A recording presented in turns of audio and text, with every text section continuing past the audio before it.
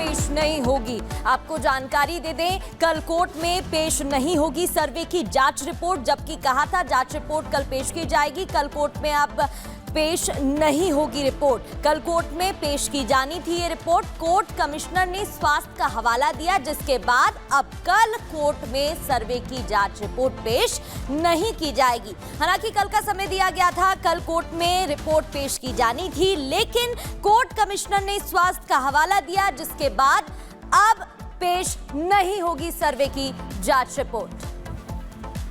और इसी खबर पर राघवेंद्र हमारे साथ जुड़ गए। राघवेंद्र, बड़ी खबर, कोर्ट ने सीधे तौर पर कह दिया है कि अपनी स्वास्थ्य का हवाला देते हुए कि असमर्थता इसमें व्यक्त की गई है, तो अब ऐसे में कितना और इंतजार करना होगा?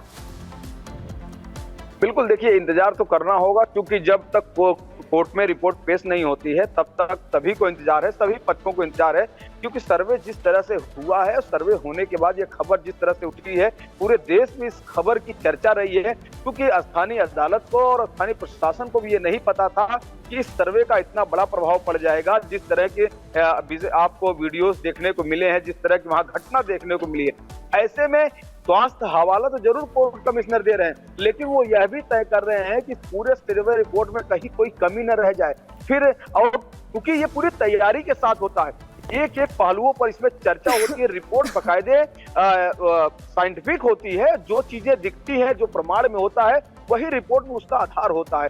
इसलिए कोई भी गलती रिपोर्ट में नहीं होगी, ताकि कल के कोई और विवाद हो, क्योंकि इस मामले को कोर्ट में पेश होना है, आगे चल के अभी हाई कोर्ट है, सुप्रीम कोर्ट है, ये मामला ऊपर तक जाएगा अभी। तो ऐसे में फूंक फूंक के कदम भी रखा जा रहा है, यानी कि जो कोर्ट कमिश्नर है वो पूरी तरह से अलर्ट हैं, अपने स्वास्थ्य को जरूर लेकर वो चिंतित हैं, लेकिन कहीं न कहीं वो यह भी चाहते होंगे कि जो ये पूरी रिपोर्ट बनी है इसमें कोई कमी न रह जाए।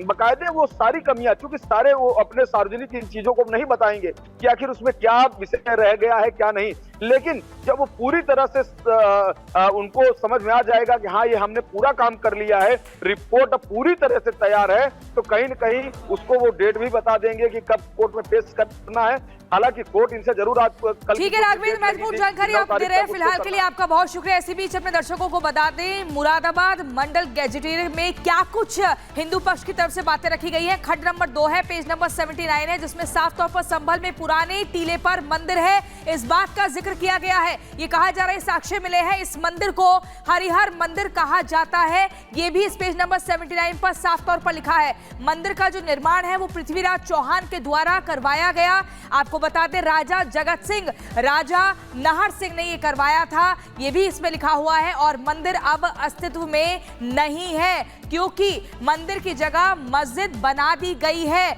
और इसी को लेकर बार बार हिंदू पक्ष जो है दलीलें दे रहा है, सबूत अपने दिखा रहा है, जिसमें बार बार ये कहा जा रहा है कि वो दीवारें, ये सबूत चीख चीख कर बता रहे हैं कि मंदिर को तोड़ा गया और मस्जिद का निर्माण किया गया।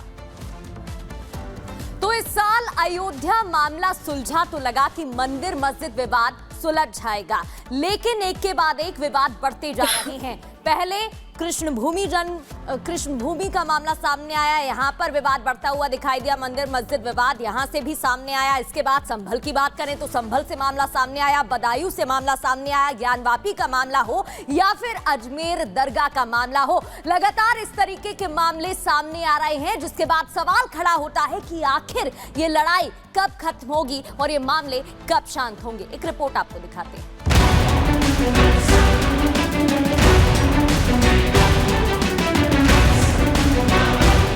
अयोध्या में भव्य राम मंदिर बन गया, लेकिन मंदिर मस्जिद का विवाद खत्म नहीं हो रहा है। हिंदू पक्ष हुंकार भर रहा है कि काशी में बाबा विश्वनाथ के मंदिर को तोड़कर जो मस्जिद बनाई गई है, मुस्लिम पक्ष उसे हिंदू पक्ष को लौटा दे।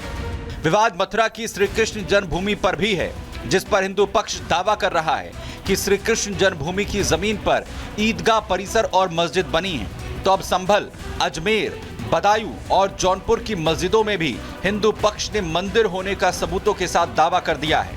हिंदू पक्ष दावा कर रहा है कि उन्हें उनके मंदिर लौटाए जाएं। कैसे कुछ लोग बैठ के डिसाइड कर सकते हैं कि राम मंदिर के अलावा और कोई केसेस नहीं चलेंगे, और इस तरह का अगर इंटरप्रिटेशन है प्लेसेस ऑफ वर्शिप एक्ट का तो असंवैधानिक। वहीं मंदिर मस्जिद पर विवाद जारी है तो तनाव भी दिख रहा है। बीते दिनों संभल में सर्वे के दौरान जैसा बवाल हुआ, वो हम सब ने देखा, लेकिन मंदिर मस्जिद की इस लड़ाई के बीच सवाल भी कई हैं। सवाल है कि क्या मंदिर मस्जिद वाली जिद सही है? क्या ऐसे दावों से सौहार्द नहीं बिगड़ेगा? क्या ऐसे मामलों को ऐतिहासिक प्रमाणों के आधार पर नहीं सुलझाया जाना चाहिए? और सबसे बड़ा सवाल है कि अगर हिंदू पक्ष अदालतों के जरिए कानूनी लड़ाई लड़ रहा है तो उससे दिक्कत क्या है? मंदिर मस्जिदों के विवादों ने भारतीय समाज में नई बहस छेड़ दी है, लेकिन सवाल यही बना हुआ है कि ऐसे मामलों का अंत कब और आखिर कैसे होगा। Bureau report, Republic Bharat.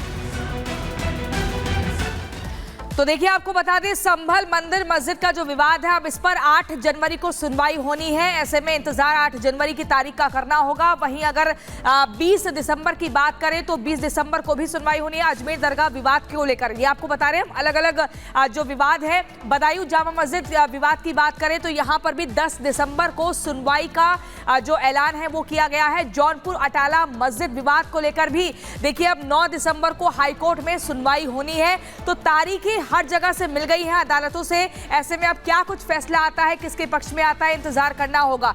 लेकिन एक कहावत है, ये कहा जाता है कि जब इंसान को ठोकर लगती है और जब उसके खुद के ऊपर बीतती है तभी उसकी जो अक्ल है वो काम करने लगती है। दरअसल ये सब कुछ हम इस कॉन्टेक्स्ट में कर रहे हैं क्योंकि आप मुस्लिम वक्फ बोर्ड की बात करें या फिर कुछ मौलाना धर्म गुरुओं की बात करें तो एक जमाना था जब वो बार बार ये कहते थे कि जो मंदिर है वो मंदिर नहीं बल्कि मस्जिद है। वो किसानों की जमीनों पर भी लगातार कब्जा जमाते थे। ओवैसी जैसे नेता लगातार इस पर प्रतिक्रिया देते थे। लेकिन अब जब हिंदू पक्ष साक्ष्य दिखा रहा है, अदालत की दहलीज पर सबूत पेश कर रहा है, तो इन सबको मिर्ची लग रही है, इन सबके मुंह में अब दही जम गई है। आखिर ये पूरा मामला क्या है, इस रिपोर्ट के जरिए देखिए।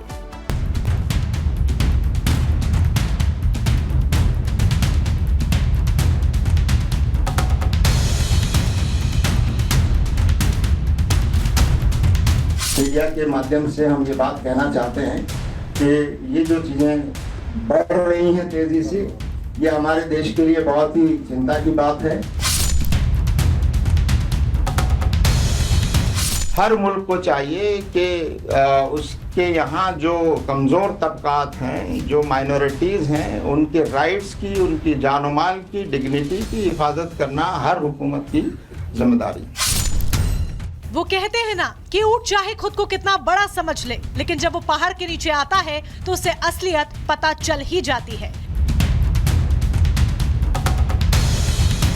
शायद वक्फ बोर्ड और जमात इस्लामी को भी अब पता चल गया है कि इस देश में उसकी मनमानी नहीं चलेगी, क्योंकि ये देश संविधान से चलता है, शरिया से नहीं। कुछ महीने पहले तक जिस वक्फ बोर्ड ने 1500 साल पुराने तमिलनाडु के मंदिर पर दावा कर दिया था, महाराष्ट्र के लातूर के 103 किसानों की 300 एकड़ जमीन को वक्फ की बताकर नाक में दम कर दिया था। जो वक्फ बोर्ड नई संसद भवन और दिल्ली एयरपोर्ट की जमीन को भी अपना बता रहा था, वो वक्फ बोर्ड और वक्फ बोर्ड की मुखालफत करने वाले जमात इस्लामी आज परेशान है। परेशान इस बात से है कि जातियों में बटा हिंदू कैसे जाग गया। परेशान है इस बात से कि हिंदू समाज अपने खोए मंदिरों को पाने के लिए कैसे दावे पर दावे किए जा रहा है। देश का हिंदू जागरूक क्या हुआ? मुस्लिम धर्मगुरु और जमात इस्लामी जैसे संगठन तो अब विक्टिम कार्ड खेलने पर उतर आए हैं, दुहाई देने पर उतर आए हैं कि 1991 के प्लेसेस ऑफ वर्शिप एक्ट को माना जाए और मस्जिदों पर दावा न किया जाए। आप मीडिया के माध्यम से हम ये बात कहना चाहते हैं कि ये जो चीजें बढ़ रही हैं